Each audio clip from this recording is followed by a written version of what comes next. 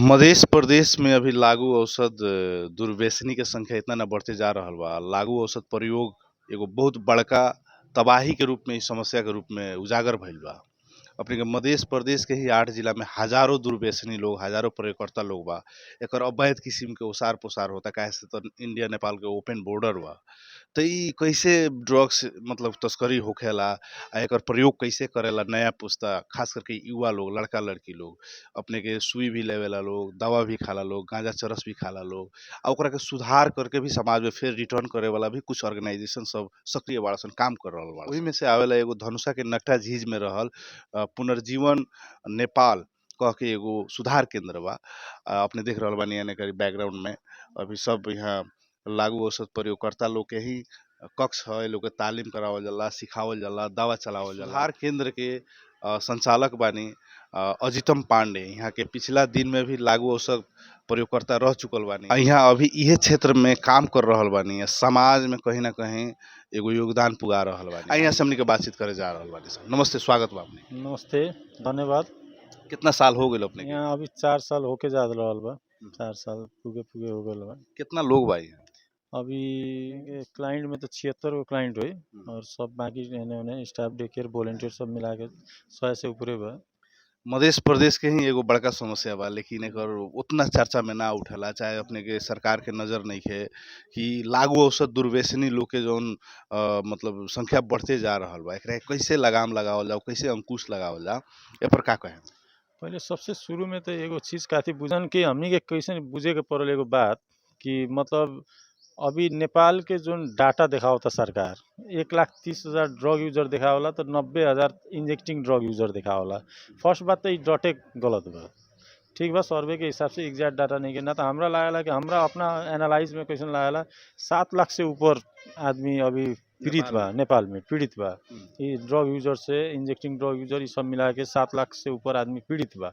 अब 7 लाख आदमी में अपने रिहैबिलिटेशन सेंटर देखिए कगो बा नेपाल में, तो मतलब 10,000 12,000 के आसपास आदमी उपचार लेता और बाकी सब सड़के में बड़ा सन। और जेकरा कारण से जोन भी ड्रग यूज सेवन करला चाहे वो तो क्राइम में भी इंगेज होकेला। अपने कहीं के भी जिला प्रहरी कार्यालय में जाके देखें तो जितना भी क्राइम होता है उनमें 75% तो हमरा लागता है कि मतलब वो लागू औषध या तो मादक पदार्थ सेवन करके ही वो क्राइम होता है। तो इस सब के न्यूनीकरण करे के एगो सरकार एगो गंभीर रूप से ले पड़ल और एक में कोनो एगो प्रोग्राम निकाले के पड़ल, तब जाके ये हल्का कम हो जाए। ना तो ये ना बुझाला कि हमरा के कभी भी घटी, बढ़ते जाई। 4 साल के दौरान में अभी तक ले अपने कितना मतलब सेवाग्राही लोग के सेवा दिले बा? हम 800 के हाराहारी 7 से 93 जना लमसम के उपचार कर चुकल बानी। उनमें से कितना आदमी अभी समाज में घुल मिल हो गइल बा लोग, फिर उनमें सुनल जाला कि फिर दोबारा भी आवेला लोग? अभी आवला तो हमनी में से अभी लमसम मानी ना 40 उतना आदमी में 40 आदमी रिटर्न भइल बा। बाकी कोनो रिटर्न नहीं के, 40-45 आदमी हुई रिटर्निंग में, उससे ज़्यादा नहीं है। का मतलब यहाँ मतलब शुल्क का लागेला? हमनी के 65,000 रुपया लागला, 4 महीना के शुल्क लागला 65,000 रुपया। वही में सब चीज़ खर्चा वही में रहला, टोटल चीज़ हमनी के देवन वही में। सुधार केंद्र में पिटाइयो होला, बांस के फाटा चलेला, रॉड चलेला, ये सब सुनल जाला। तो हमनी में ऐसन बा कैसन कि हम एगो चैलेंजे देवनी लोग के कि हमरा से बड़ू चीज़ पूछेम तो ठीक ना लगी, काहे कि हम अपन सामान के जब भी निम्ने कहें, खराब तो ना कहें।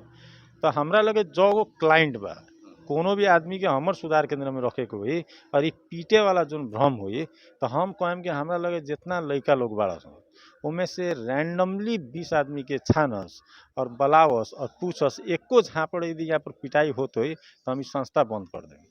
बहुत आदमी के मृत्यु हो जाला सुधार केंद्र में पिटाई के चलते। प्रशासन के मतलब सेटिंग में ओकरा एगो पे रखल जाला, ऐसन का सुनल जाला। ना ना ना ऐसा होकेला। देखिए व्यवस्थापन कैसन बा, काहे कि अभी सुधार केंद्र के नाम में बहुत ज़्यादा गलत आदमी सब भी सुधार केंद्र खोले बा, बिजनेस के रूप में चल रहा। बिजनेस के रूप में भी चल कितना रहा। सुधार केंद्र बा मध्य प्रदेश? मधेश में हमरा लागेला कुछ ना 30 गो से ऊपर हुई। मधेश में यूजर के कितना अभी मतलब डाटा बा? मधेश में लमसम हमरा लागेला 70 से 90 हज़ार के हाराहारी में हुई 8 जिला में। पूरा 8 जिला में। अच्छा, ये ड्रग्स के जोन बाटे अपने के जैसे गांजा बा, यहाँ अपने के नेपाल के ही दुर्गम क्षेत्र में उत्पादित हो रहल बा, चरस बा, अफीम बा। ओने कारी से अपने के अंग्रेजी सब दावा जौन और प्रतिबंधित दावा बा जौन आवेला।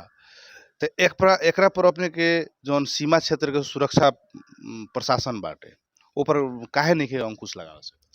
अब देखी अभी तो मतलब अब जोन बड़का बड़का ये सब बड़ा सन भीतर ढुकाए वाला तो उ अब खुफिया रूप से पकड़त होई ना पकड़त होई भगवान जानस।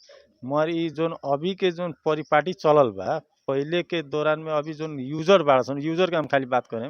अब डीलर कौन बा हमियो ना चिने हमरा था नहीं के मगर सरकार के एके में गंभीर तो लेवे के चाहिए। मगर अभी के जोन यूजर बा उ काथी करता सन जाता रसन बॉर्डर पारी नजीक बा ज्यादा होने ही खा लेता रसन चलाओ तरसन लेके ना होला। अब खा के आयल बार तो ओकरा प्रशासन केंगे पकड़ो रक्सौल में अपने के जैसे मतलब कॉफी होला, हम्म, कॉफी स्टॉल हमने के यानी कि नेपाल में चाहे अपने के चाय के दुकान चाहे नाश्ता के दुकान वही लेखा वहाँ कोरेक्स बार खुलल बा।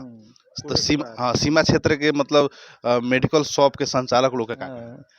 अब तो देखिए अपने के एगो बात बुझे के पड़ल जोन आदमी खड्डा खनेला उ खड्डा में पहला शुरू में अपने पड़ेला। ये बात भी बुझी। आज से 20 साल पहले जब हमनी के लागू औषध प्रयोग करत रही सन तो उस समय में जोन मतलब रसकोल के कैटेगरी रहे के रे वहाँ पर उतना यूजर ना रहल सन। आज उ सब नेपाली सबके जोन यूज करे के सिखैलक और यूज करके पैसा कमैलक। आज देखी रसकोल में हमरा लागेला अधिकांश घर में यूजर बाड़ा सन ड्रग यूजर। हमनी के इंडिया के अभी भी हमरा लगे स्टिल यहाँ पर बेतिया के रसकौल के अपने के सीतामढ़ी के हमरा लगे अभी स्टिल बाटे यहाँ पर 12-15 गोड़ा। तो मतलब पहले शुरू में ओखनी के नेपाली के सिखेलक आज ओखनी के घर के समस्या भइल बा। आज इंडियो में बहुत बड़का प्रॉब्लम बा रसकौल में बिहार में। कोई मतलब कि समाज हमनी के मतलब गलत ट्रैक में जा रहा गलत ट्रैक में जा रहल बा और उ सब ई जोन नीति खराब रहला आदमी के तो अपनो घर में पड़ेला नु वहीं के ओखनी के भी पड़ल बड़ा सन। तो नेपाल तो कोलैप्स होइए गल बा अधिकांश अभी तो औरी बढ़ जाता। सोची ना डेली के हमरा लागेला कुछो ना तो खाली तराई में हमरा लागेला 50 गोड़ा डेली उत्पादन होता है लागू औषध में खाए में। एकर मतलब अवैध ओसार पोसार में भी मतलब बहुत नया लड़का सन के लियावल जाता है। देखिए इमें समस्या का बा कि मतलब अपने ब्राउन शुगर खाता नहीं है। ब्राउन शुगर तो अपने के 10 लाख रुपए किलो बा। तो 10 लाख रुपए किलो वाला चीज परिपूर्ति करेला तो अपने के पैसा भी चाहिए नु। अपने फैमिली से पैसा मांगते तो कितना तक इफोर्ड कर सकता है। एक दिन करी 2 दिन करी 1000-2000 मांगे हम तो रोज तो ना करे सकिनु। अपने के इनकम भी तो काफी बा फैमिली के वो तो देखे पड़। तो उ आदमी का करी या तो क्राइम करी या तो ये ओसार पोसार करी। उहे आदमी जोन यूज करला उहे आदमी ओसार पोसार करला। इहो बात बुझल पैसा के लागे काहे कि ओकरा तो अपन सिकनेस फुलफिल करे के बा एडिक्शन फुलफिल करे के बा। उ कारण से ओकनी का करला सन कि अपने बेच बिखन करे लागल सन अपने सप्लाई करे लागल सन अपने लूटपाट करला सन केकरो मार देवल सन। अपने के रामटोले के घटना देखी ना हैं 4 गो यूजर छोड़ा एगो काठमांडू से आयल आदमी यातायात में लाइसेंस बनाए ओकरा जाके मुआ देल सन खाली छड़ी कुछ सोना के लागे 4-5 तोला सोना के लागे। अब जैसे मान लीजिए कोनो यूजर बाटे प्रयोगकर्ता बा लागू औषध के तो मतलब वो तो हरदम चाहेला कि जे हम खाएं जैसे वो दवा खाएं जे हमरा मतलब नशा में झूमत रहे यहाँ अपने लगे लियावला के बाद में ओकरा के छोड़ावल जाला कैसे? हमनी के डिटॉक्सिफिकेशन पीरियड हो गला जब मान ली एंट्री करेंगे एंट्री करावते का होकला कि डॉक्टर हमनी के मेडिसिन प्रिस्क्राइब कर देवलन उ काथी खाला पहले ओकर बारे में हमनी के पूछताछ करें सन। अब मान ली लागू औषध काथी खाता कितना मात्रा में खाता उ हिसाब से डॉक्टर का करला दवाई लिख देवला। उ दवाई यदि हमनी के खिया देते सन तो ओकनी के विड्रॉल ना होकला ओकनी के सीख ना होकला उ लेवल में आ जाला ओकनी के नींद भी अच्छा लागला। तो उ 10 दिन से 15 दिन के पीरियड रहेला ओकनी के तो उतना दिन में क्योर हो जाला सन निमन हो जाला सन। लास्ट में ई घंटाघर टीवी देख रहल सब दर्शक लोग के अपना अपना बेटा बेटी के सुधार करे खातिर चाहे ओकरा पर निगरानी रखे खातिर जरिए से कौना किस्म से अभिभावक के मतलब भूमिका होके के पड़ल? हमर का नाम काथी है कि अभी के बाल बच्चा सबके यदि मान ली पैसा देता नहीं यदि पैसा देता नहीं तो ओकर हिसाब खोजल करी उ पैसा काथी में खर्चा करता। और दोसर बात यदि लड़का यदि भल एसएलसी देले बा तो ओकरा बाइक किनल जरूरी नहीं के बाइक किन के देवल जरूरी नहीं के ये बेकार चीज़ है। बाइक फैला के कारण से भी अधिकांश आदमी एक्सीडेंट में मर जाता है या तो लागू औषध प्रयोग करते होता रसन वो कारण से ये सब चीज़। और बच्चा के एगो चीज़ में काफ़ी ध्यान दी वो अकेले रहता ज़्यादा आँख लाल लाल होता अगर ऊँट सूख जाता वो टॉयलेट में ज़्यादा समय बितावता बाहर ज़्यादा समय बितावता या तो रूम में अकेले बैठे के खोजता ये सब गतिविधि और सब देखेम तो तुरंत संपर्क करेम हमार नंबर पर। हमार नंबर यहाँ सर के कम छोड़ देवला वो नंबर पर फ्री हम कस्ट हम काउंसलिंग कर देम उसमें फर्क ना पड़ी उसमें काफ़ी सजेस्ट होई हम कर देम। मगर ये सब गतिविधि देखेम तो अपन सचेत हो जाए कि सचेत हो जाएगी लड़का गलत ट्रैक रास्ता में बा कह के। चलिए बातचीत करनी ओकरा खातिर बहुत बहुत धन्यवाद घंटाघर टीवी के कि हमरो बात रखे के मौका देनी ओकरा ला धन्यवाद बा।